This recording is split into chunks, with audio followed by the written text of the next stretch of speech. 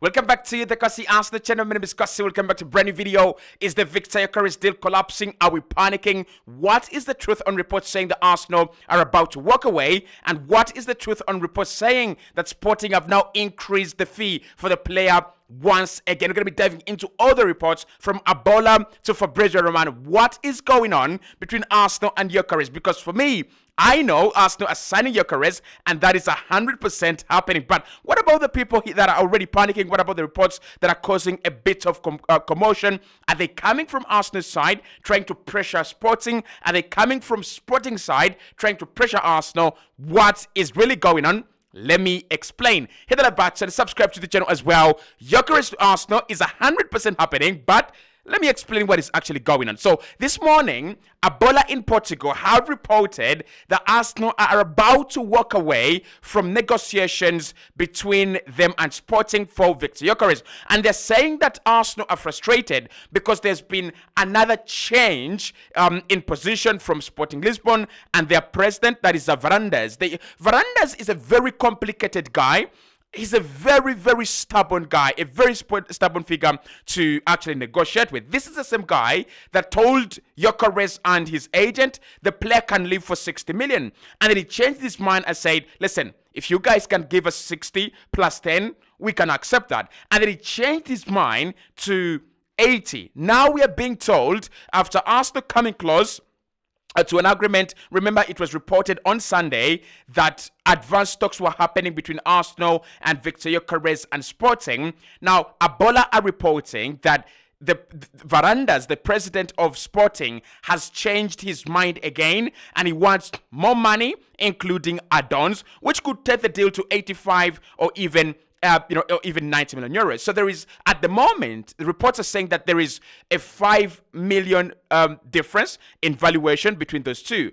Arsenal are willing to pay 80 million euros, and they were also willing to bend to the structure of Sporting, but Sporting is saying, what if we could get 5 more million euros, right, out of the deal? And Arsenal is saying, we are tired of this, right? We are tired of this. You guys, you either make up your decision or we go and move to Hugo Ekitike and get that deal done. Obviously, Sami Makpo from the BBC today has reported as well that Arsenal have their targets. If this deal fails, if this deal doesn't go through, that is not the end of the world for Arsenal. They have other targets already lined up, and they've already started doing some work on the other alternatives. That is Hugo Ekitike, that is Watkins, and a couple of other players.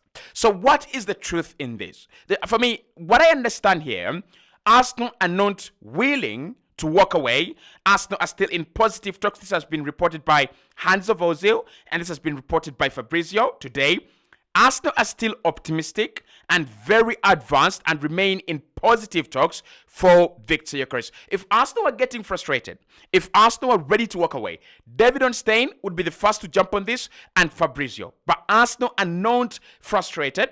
They're not willing to walk away. They're just tired of this Sporting Lisbon, change in position all the time. You want 70, now you want 75, now 80, now 85.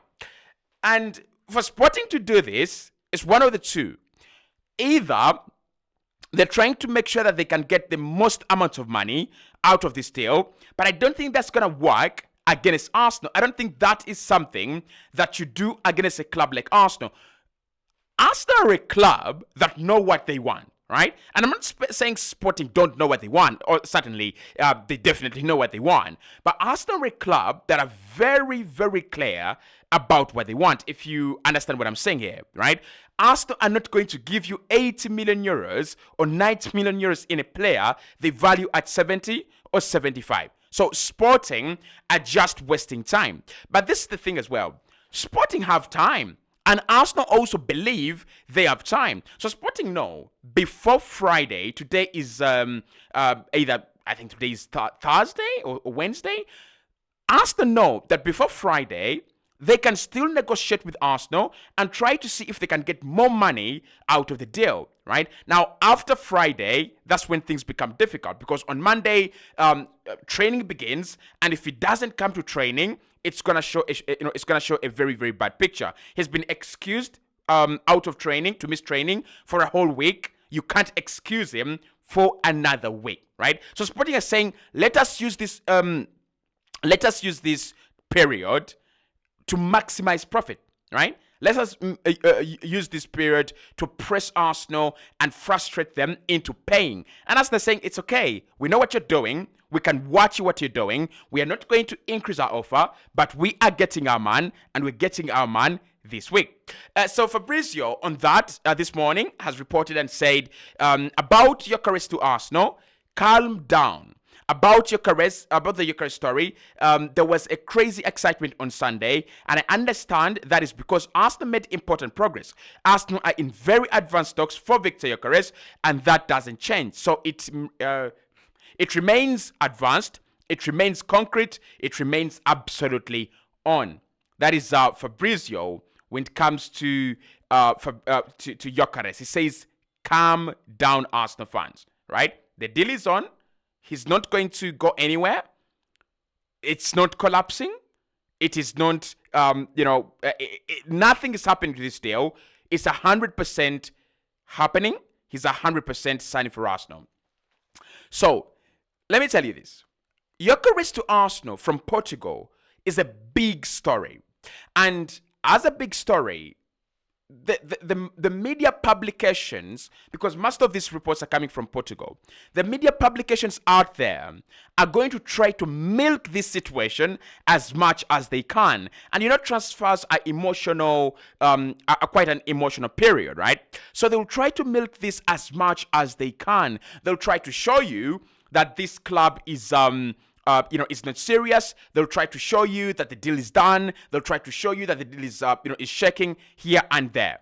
But in truth, at this stage, at this point in time, what we're hearing is what we're waiting for is an Arsenal second bid.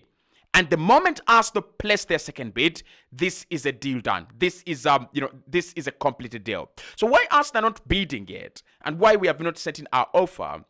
You want to make the second bid for this deal that just completes the deal, right? The second bid should be able to complete the deal.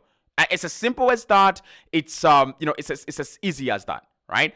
Our first bid was not sufficient enough, not rejected, but it wasn't sufficient enough in terms of the overall structure. But you can understand why it wasn't rejected is because Sporting knew Arsenal are close to what we want. It's like going to the market, right? And you want to buy bread or supermarket, wherever. A supermarket, there's no negotiation, right? So the market, open market. You want to buy bread. And it's going to cost $3.5, right? And that's the price. And you make a bid of $3. You're like, can I get this for $3? And any sensible vendor or shopkeeper or seller is not going to send you away because of that 0.5. What they're gonna do, they're going to try and negotiate with you back and forth. Either they make a compromise and they sell to you at $3, 0.2, right? Or you're gonna make you're gonna try to save yourself time and pay the 3.5, because that's a very, very small valuation. In difference in valuation, it doesn't send you away. It's as simple as that. So that is what's going on with Arsenal. Arsenal know what Sporting want. We have clarity. And Sporting have said, anyone who comes close to what we want, we will listen. And Arsenal like, we are close. But Arsenal, the difference in Arsenal's offer and why it wasn't accepted, it is complicated. Sporting want the complicated bit of that deal to be eliminated, right? Because Arsenal is saying, we'll give you 60 million, okay?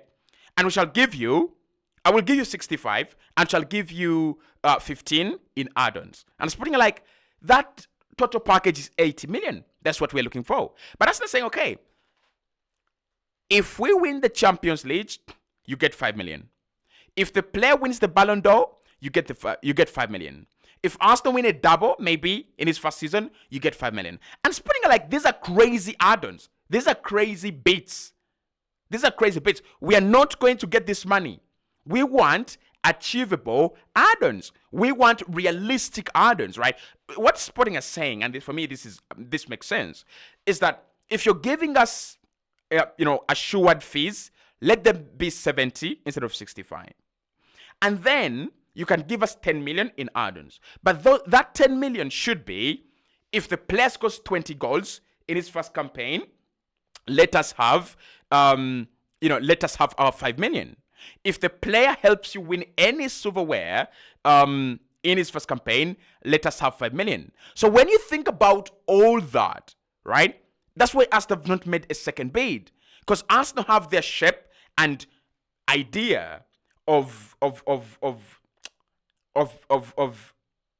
add-ons and the structure, and Sporting also have the idea of add-ons.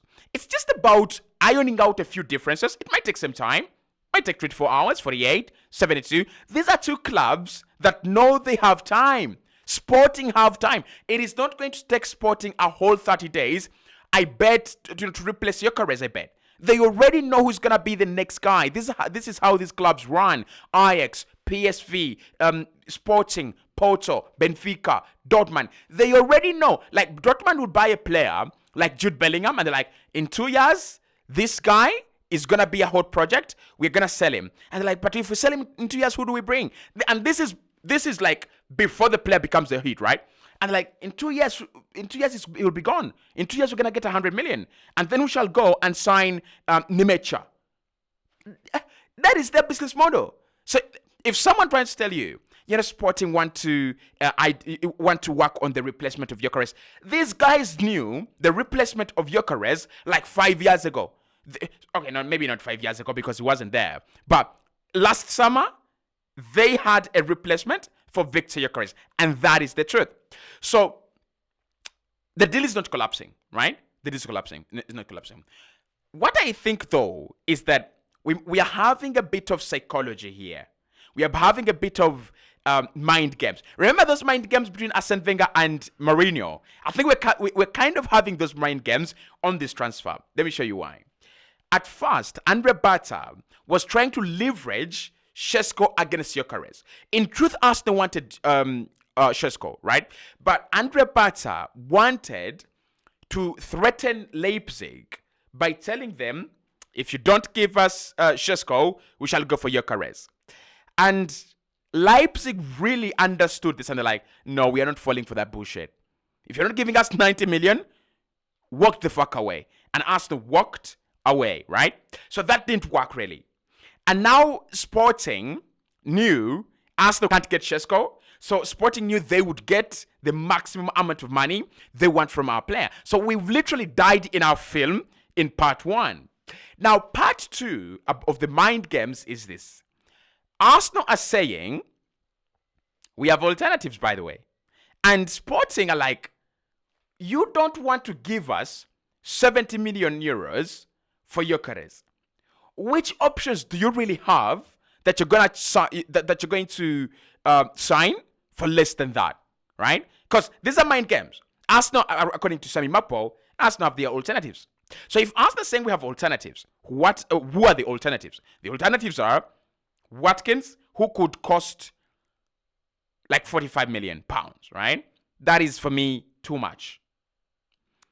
Ekitike, who's more expensive, and Šeško, who is very expensive, right? And Osimhen, who is very expensive, okay? So if that is the case, right, where are Arsenal's options? And that's what Sporting are understanding here, right? They're saying, we are not buying into that bullshit of you saying, spreading rumors in the media that you have options to pressurize us. We shall get the money we want out of this deal. And Sporting are also saying, and of course the reports that are saying that Arsenal are ready to walk away, Arsenal are about to walk away. Arsenal are about to walk away and go where? We have died in our own movie. This deal is happening 100%. Whether Arsenal add money or not, it's gonna happen. And of course, on the side of Sporting, their psychological tricks would be, we don't want to sell. We can leave without selling. But you're having a player who's refused to come back to training. So Arsenal trying to use this information like, Gyokerez doesn't want to come back to training. Arsenal want to use that to get a lower fee. And Arsenal saying we have alternatives, and they want to, they want to use that as well to get a lower fee from Sporting. And Sporting is saying, we can see through you, Andrea Bata and Mikel Arteta. you do not have options. Your option is Gyokerez and maybe some guy called Watkins before you start talking about Calvin Phillips, not Calvin Phillips, Calvert Dominic Lewin and Johan Wissa. Okay? So it's happening, but there is a showdown going on and I'm enjoying it. I'm really, really enjoying it.